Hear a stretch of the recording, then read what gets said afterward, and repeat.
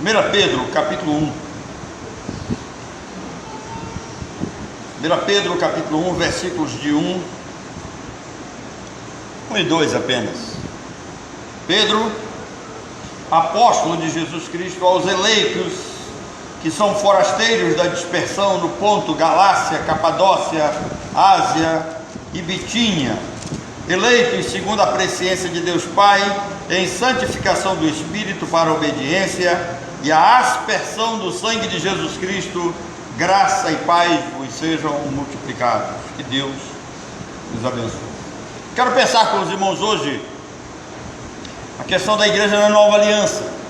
Nós estamos estudando à luz da palavra de Deus uma série de estudos e de reflexões sobre o que significa ser igreja. Nós ainda não chegamos naquela parte mais prática, estamos ainda com alguns conceitos teológicos. E tudo começou, nossas reflexões, começou com aquela expressão usada pelo Senhor Jesus Cristo: edificarei a minha igreja. Edificar na língua original, na cultura original, no hebraico, é banar. Banar literalmente significa construir, levantar, estabelecer.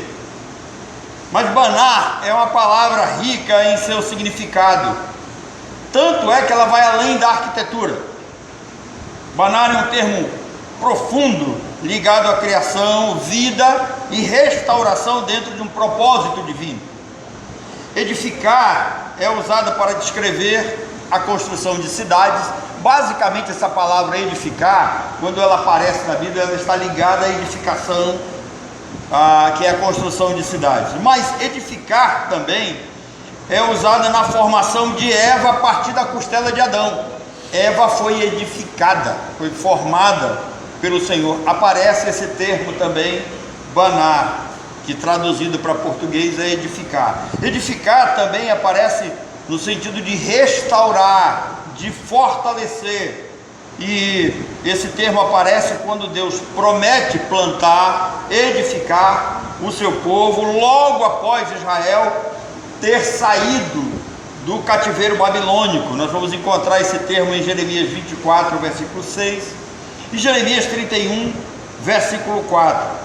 Edificar também representa o processo de crescimento espiritual.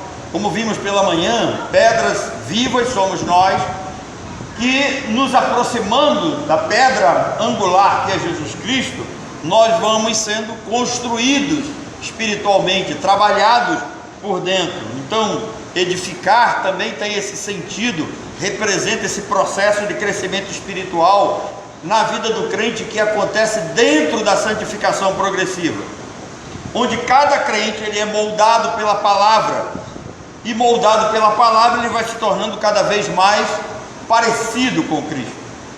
Ele se torna cada vez mais imitador do Senhor Jesus Cristo. Então, cada crente moldado pela palavra, ele vai ganhando essa nova imagem. O Novo Testamento também diz que os crentes são edificados sobre o fundamento dos apóstolos e dos profetas.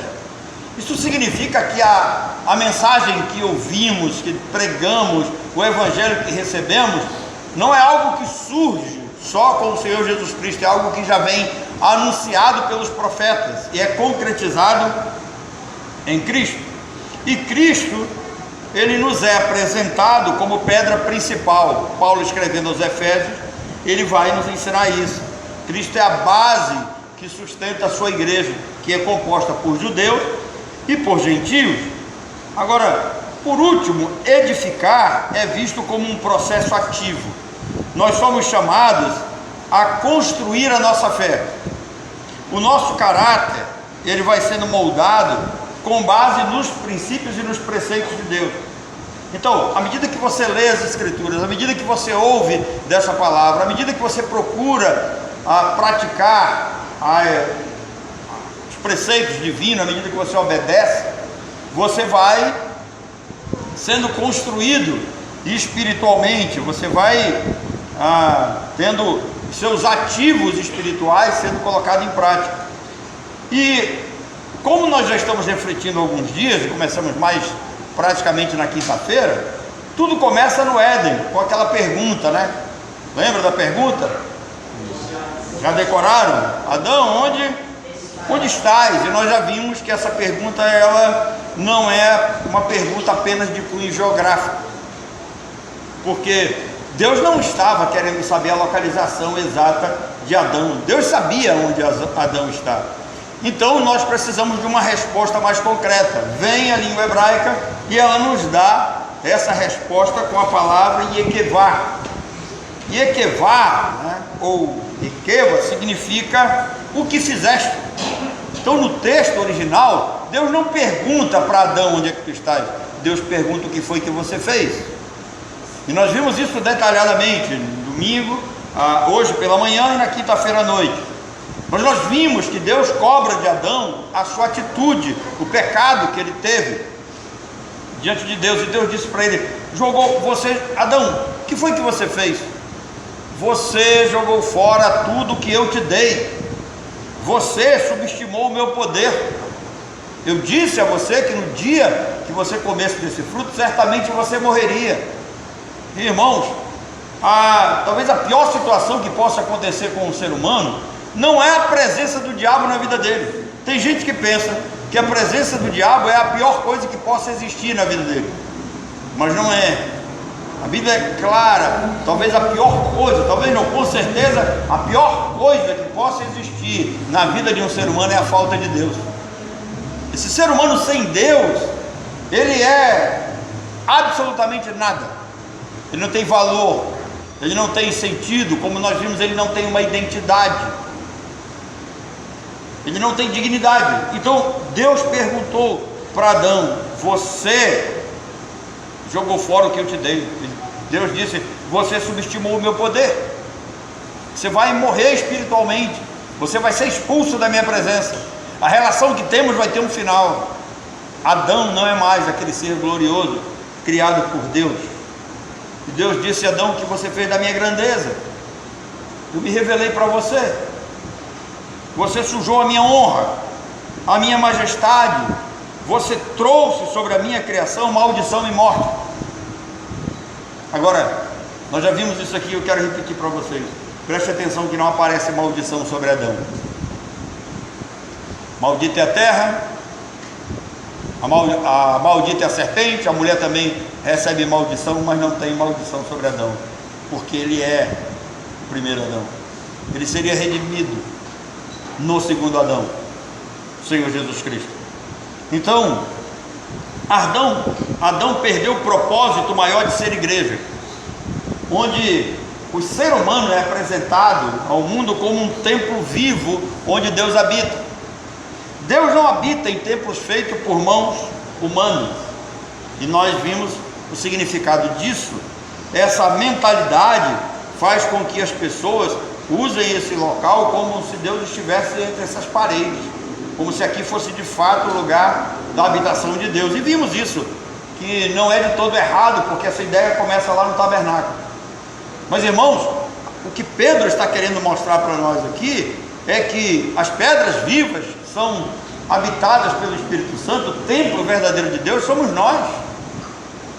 E é lamentável, né, como eu disse para vocês pela manhã, ver pessoas brigando, matando, tomando igrejas, expulsando o povo de Deus para ficarem com um prédio, uma espécie de patrimônio onde as pessoas possam utilizar. E a Bíblia é clara: Deus não habita em templos feitos por mãos humanas. Por quê? Porque Deus habita naqueles aos quais Ele elegeu, aos quais Ele próprio chamou para a sua própria glória e virtude. Então Adão perdeu esse propósito.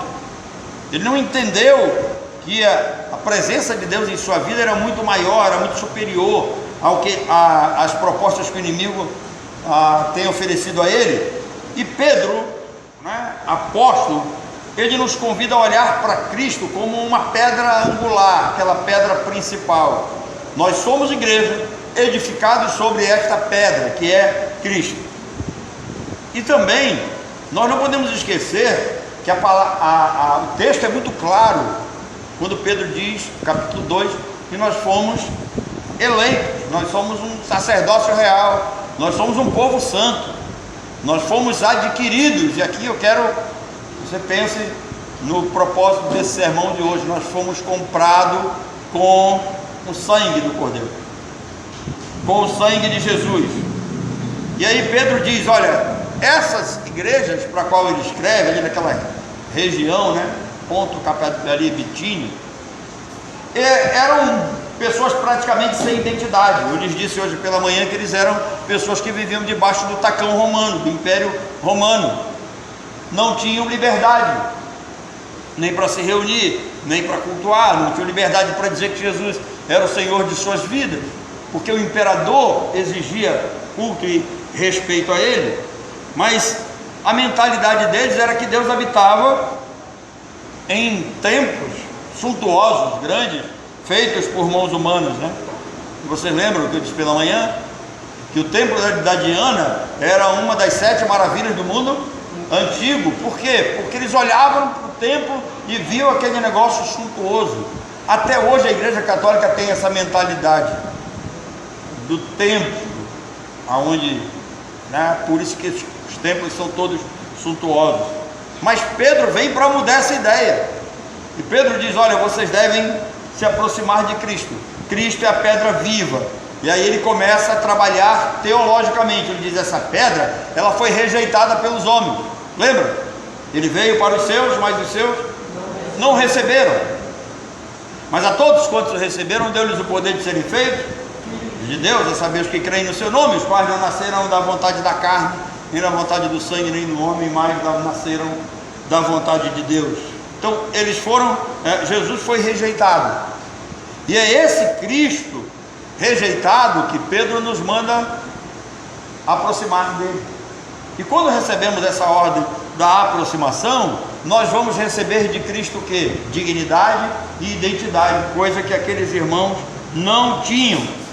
E aí Pedro diz, olha, vocês foram edificados casas espirituais, vocês são como pedras vivas, vocês são a propriedade exclusiva de Deus. Deus habita em vocês, vocês foram chamados para fora. Irmãos, é isso que garante a nossa dignidade. Deus nos escolheu. Talvez essa seja a expressão mais forte da graça salvífica. É que se hoje você está aqui, foi porque Deus escolheu você. Se dependesse de você, você jamais escolheria Deus. Por quê? Porque os homens amaram mais as trevas do que a luz. Jesus diz, vocês não querem se chegar para a luz, porque quando vocês se aproximam da luz, as suas mais obras são reveladas. Paulo disse, o homem natural, ele não entende, ele não aceita, ele não busca as coisas de Deus, porque as coisas de Deus lhes parecem que loucura. Então, tudo isso é retirado de nós quando Deus nos escolhe.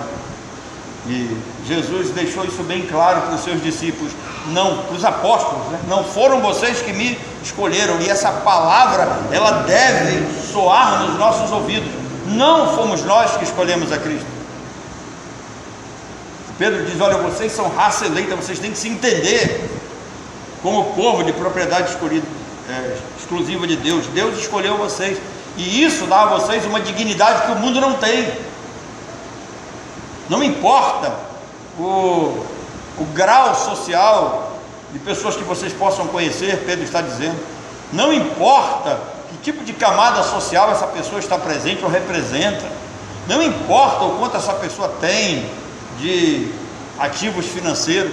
Pedro está dizendo, olha, vocês são dignos porque Deus escolheu vocês, e isso garante uma identidade. Vocês são um povo onde Deus habita, vocês são propriedade exclusiva de Deus, vocês são o verdadeiro templo de Deus. Eu lhes disse que Pedro trabalha essas questões para levantar a autoestima daquele povo, e Pedro vai mais longe. Quando vocês olharem para o texto, dizer que eles foram eleitos segundo a presciência de Deus, isso é um termo brando para Pedro, que Pedro na realidade está dizendo, olha, vocês foram predestinados por Deus. Eleger segundo a presciência significa predestinar, determinar de antemão. Não sei porque Pedro usa essas palavras assim mais suaves. Paulo é mais direto, Paulo é mais claro, mas Pedro diz, olha, Existe um grupo que foi colocado no mundo, um grupo destinado a tropeçar na palavra, ser desobediente. Vocês não, vocês foram colocados no mundo para ouvir essa mensagem, para curvar-se diante dela, para render-se diante do Senhor que trouxe essa mensagem até você, para render-se diante daquele que se revelou a você, para seguir de fato os passos daquele que é o seu mestre. Você foi colocado para obedecer, não para desobedecer. Então Pedro disse: vocês não eram povo, agora são. Irmãos, quem éramos nós quando estávamos no mundo? Nós não éramos nada, não tínhamos nada. E aí Jesus diz assim: de que adianta o homem ganhar o mundo inteiro e perder a sua alma? Significa, existe algo mais precioso do que a sua alma? Jesus reitera: o que daria o homem em troca da sua alma? Quanto vale a sua alma? Se você já leu a história do rico e Lázaro, você pode imaginar o quão triste é fechar os olhos nesse mundo e abrir os olhos no inferno. Isso deveria nos fazer pensar constantemente acerca da vida e acerca da morte. Então Pedro diz: olha, vocês fazem parte de uma geração eleita, vocês são exclusivos de Deus, e Deus colocou a sua mão em você, para quê? Para você falar das virtudes de Cristo. Existe uma cidadania celestial. Aí quando Pedro vai escrevendo essa carta, ele vai dizer que nós somos eleitos e recebemos uma herança inacessível, que está reservada nos céus para nós, que somos guardados pelo poder de Deus. Deus guarda o seu povo, Deus não só habita no seu povo. É bom lembrar aqui, dentro dessa questão do que significa ser igreja, como começa essa ramificação e esse entendimento de ser comprado pelo sangue de Cristo. Vocês lembram? Israel está completando 430 anos escravizado no Egito. E se fôssemos nós teríamos perdido a nossa identidade, nós teríamos perdido a nossa dignidade e nós teríamos perdido por completo a nossa relação com Deus. Mas o povo de Israel não. 430 anos. Eu vou dar um exemplo aqui. Se você pegar o filho dos meninos que vão nascer aí, tá? Pegar o Michelzinho e a Estelinha ali e levar para os Estados Unidos, e ele nascer lá, pode ter certeza, eles continuarem lá daqui 10 anos, eles não falam mais português, eles não comem mais a feijoada do pastor, eles vão virar americanos. Israel passou 430 anos no Egito e não perdeu a sua identidade, não perdeu a sua dignidade com o povo de Deus, porque Deus estava com eles. Quando completa esse número, Deus levanta Moisés, e aí nós vamos lembrar do que acontece. Deus vai retirar Israel do Egito, ele manda 10 pragas. A 10ª praga, que é a morte dos primogênitos, né? A última praga, ela tem uma figura central que aparece nessa morte dos primogênitos, que é a Páscoa. A instituição da Páscoa, que vem na morte do cordeiro, a morte de um animal que marcaria as casas com sangue, que apontaria para o futuro sacrifício de Cristo. A morte de um inocente no lugar do culpado. As vidas marcadas pelo sangue do cordeiro. Então, na ocasião, o anjo da morte passou por cima das casas que foram aspergidas com o sangue desse animal. Eles foram... Interessante que eu acho que no inglês é pass over, né? A questão da passar por cima, pass over, né? Os caras que é bom de inglês, né? Não, I do not speak English, então não sei nada de inglês, mas o inglês, junto com o hebraico, traz essa força de expressão. O anjo da morte passou por cima das casas que estavam marcadas com o sangue do animal. Eles foram libertos naquela noite, e a partir dali, anualmente, os israelitas teriam que sacrificar um cordeiro a cada ano. Esse sacrifício era um dos sinais de aliança que Deus havia firmado com Israel. A Páscoa é uma celebração judaica até o dia em que Jesus tomou o pão e, tendo dado graças, disse: esse cálice é o meu sangue, o sangue da nova aliança. Então tem uma nova aliança. A Páscoa fica para trás, a morte do Cordeiro fica para trás, não há mais necessidade de sacrifício. Essas coisas vão ficar no passado. A partir de agora, tem alguém, um ser vivo, divino, humano, que vai ser morto no lugar daquele animal, e ele vai fazer um único sacrifício. É bom lembrar que um dia Jesus chamou Pedro e João e disseram a eles: preparem a minha Páscoa. E por que Jesus manda preparar a Páscoa? Ele era judeu. Pedro e João eram judeus. Estava chegando a hora de celebrar a Páscoa, e eles vão organizar. E até hoje, as casas em Israel, quando chega o período da Páscoa, é costume que a mesa chame a atenção. Preste atenção. É costume que a mesa chame a atenção.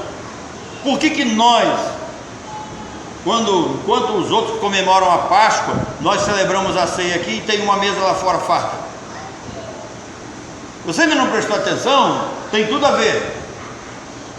Então a mesa tinha que ser farta, a mesa tinha que estar bonita, a mesa tinha que chamar a atenção a ponto de que as crianças, que geralmente são mais curiosas, são desafiadas a olharem para aquela mesa e perguntar: por que essa noite é diferente?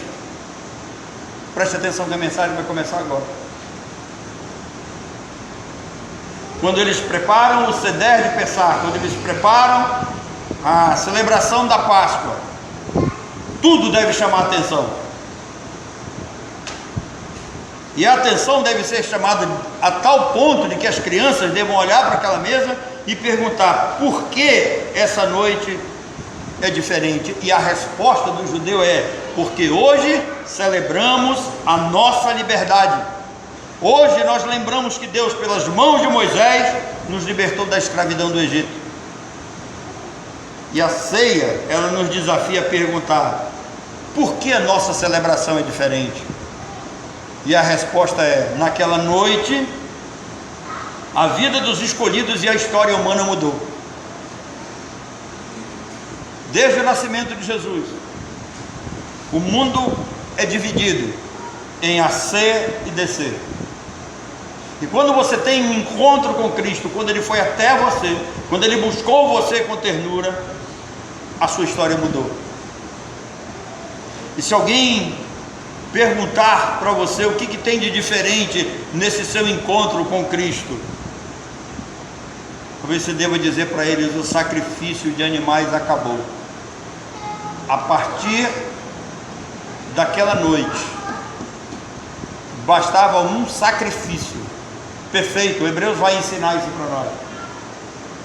Cristo foi à cruz, tomou o nosso lugar, morreu em nosso lugar, morreu no lugar dos eleitos, morreu no lugar daqueles que foram chamados segundo o propósito divino. Os crentes, os eleitos, foram santificados pela morte do Senhor Jesus Cristo, uma vez por todas. Então a ceia tem que ter esse algo mais, esse especial. Que para quando você entrar pelaquela porta e você olhar desde a decoração até o que há para ser comido, você deve fazer essa pergunta: por que essa noite é tão diferente? O que nós celebramos? Nós não celebramos mais a libertação de Israel do Egito, nós celebramos a nossa libertação do império das trevas. Nós celebramos a liberdade que há em Cristo Jesus, a salvação eterna. Nós celebramos o selo do Espírito Santo. Nós celebramos que um dia Deus nos escolheu. O que há diferente nessa vida? Nós fomos santificados. Nós somos agora um povo santo, um povo de propriedade exclusiva de Deus, um povo que foi chamado para a sua glória, um povo que foi chamado para anunciar a sua graça e as virtudes daquele que nos chamou das trevas para a sua maravilhosa luz. Isso é ser igreja. Vem mais coisa por aí. Nós ainda temos muito a refletir, mas lembre-se, Israel, todas as vezes que chega naquele período eles têm que olhar para aquela celebração e perguntar: por que essa noite é diferente? Alguém vai dizer: essa noite nós lembramos que Moisés nos tirou do Egito pela mão forte de Deus. Deus usou Moisés, endureceu o coração de Faraó, e Deus instituiu essa cerimônia para que lembrássemos disso. A igreja não tem nada a ver com Páscoa, mas a igreja tem a ver com a morte de Cristo em nosso lugar, um sacrifício vicário, um sacrifício perfeito, de uma vez por todas, que nos proporcionou a vida eterna. Isso deve nos fazer pensar. Se você é crente de verdade, você deve mentalizar na sua mente o que há diferente, o que houve de diferente naquele momento em que Jesus tomou um pão e levantou um cálice de vinho e disse: esse pão é o meu corpo que é partido por vós, esse cálice é o meu sangue, o sangue da nova aliança derramado em vosso favor. Na nossa mente deve ter: foi o dia em que Cristo nos libertou das trevas, dos nossos pecados, nos libertou do império da morte, nos libertou do diabo e nos deu uma vitória eterna para que pudéssemos celebrar até o dia em que Ele volte, ou até o dia que Ele nos leve. Mas essa celebração ela vai perdurar por toda a eternidade, até o dia que Deus reunir cada um de seus eleitos na glória e celebrar com Ele essa ceia. Os crentes devem pensar nisso. Você que não é crente deveria pensar o seguinte: você não é ninguém, você não tem dignidade para estar na presença do Senhor, você não tem uma identidade cristã ainda, você está morto nos seus delitos e pecados. Você precisa do mediador, Jesus Cristo, para poder reconciliar você com Deus e você fazer parte da mesa desses que olham e dizem o que há de diferente nessa noite. O que havia de diferente na noite em que Jesus tomou o pão, tendo dado graças, o partiu e disse: esse cálice é a nova aliança no meu sangue. Assim como Deus se entregou por você, você também deve se entregar para Ele. Queria dizer uma coisa para você: guarde o seu bico doce, guarde seus talentos. Deus deu talento para você usar na casa, na obra, na vida dele, e você tem feito bico doce. Deus não precisa de você. Deus pode fazer as pedras o quê? Clamarem. Se um dia você entendeu que existe essa diferença na sua vida, você deve se humilhar debaixo da poderosa mão de Deus. Desenvolva seus talentos, suas habilidades. Não enterre, porque isso tem consequência grave. Consagre-se ao Senhor, entregue-se a Ele assim como Ele se entregou por você na cruz. Que essa pergunta ela venha viver constantemente na sua mente. O que havia de errado naquela mesa? Havia seres humanos que estavam com seus pecados à sua volta, e Jesus era o único que poderia tirar esses pecados por meio da entrega do seu corpo e do derramar do seu sangue. O que há de diferente nessa mesa? É nela que eu recebo o perdão, é nela que eu recebo o Espírito e a comunhão com o Senhor. Se você não tem, eu sinto muito. Está na hora de você procurar, está na hora de você buscar o Senhor. Vamos orar. Deus nos abençoe.